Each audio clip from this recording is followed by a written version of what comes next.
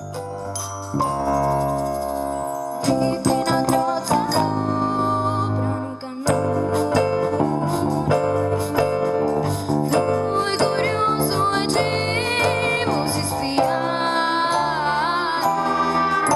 è concluso nella splendida cornice della Valle dei Tempi con la premiazione del concorso musicale Euterpe Agrigento Mediterraneo Musica, arrivato alla sua 14ª edizione, che anche quest'anno ha visto la partecipazione di tante scuole provenienti anche fuori dalla Sicilia. La prima parte ha visto l'esibizione di diversi alunni dei vari istituti musicali esibirsi, quindi l'assegnazione dei riconoscimenti speciali andati a Maria Grazia Inclima dell'Istituto Rapisardi di Canicattì, a Giulia Casa della Quasimodo di Agrigento, a Isabella Piconi e Maria Chiara Manganello del San Giovanni Bosco di Campobello di Licata, a Elio Ciffala della Livatino di Porto Empedocle e alla scuola Agrigento Centro, sia per il miglior progetto musicale interdisciplinare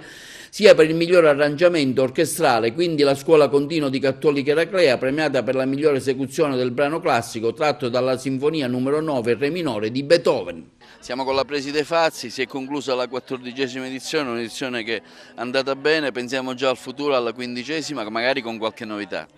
Certamente, da domani si comincerà subito a lavorare, a vedere di mettere su delle idee, di contattare anche altre scuole, altre situazioni e cercare idee nuove, perché è importante portare di anno in anno sempre qualcosa di nuovo e di diverso. Indirizzo musicale, le scuole sono in crescendo anche da parte dello Stato e sono stati aumentati anche i fondi destinati a loro. Per quanto riguarda la scuola primaria, la cosiddetta vecchia scuola elementare, e questo è fondamentale perché prima si inizia a fare musica,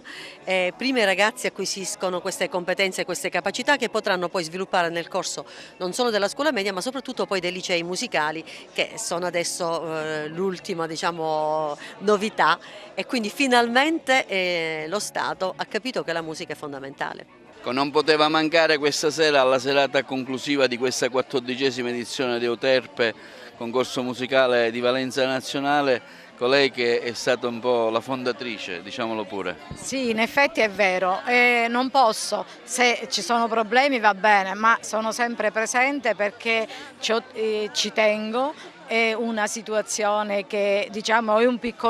bambino piccolo che è appena nato e ora ha già 14 anni, e questo mi inorgoglisce e mi rende molto felice e contenta proprio, anche perché il sentire la musica di questi ragazzi e sotto una cornice così bella, sublime della Valle dei Templi è sicuramente una gioia e un'emozione che ci dà. Ma vedo che ho potuto notare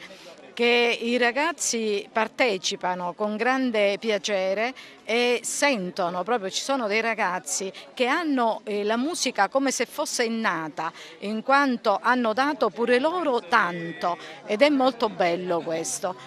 Sicuramente sin dall'inizio non sapevamo, non pensavamo che si potesse arrivare già alla 14ª edizione.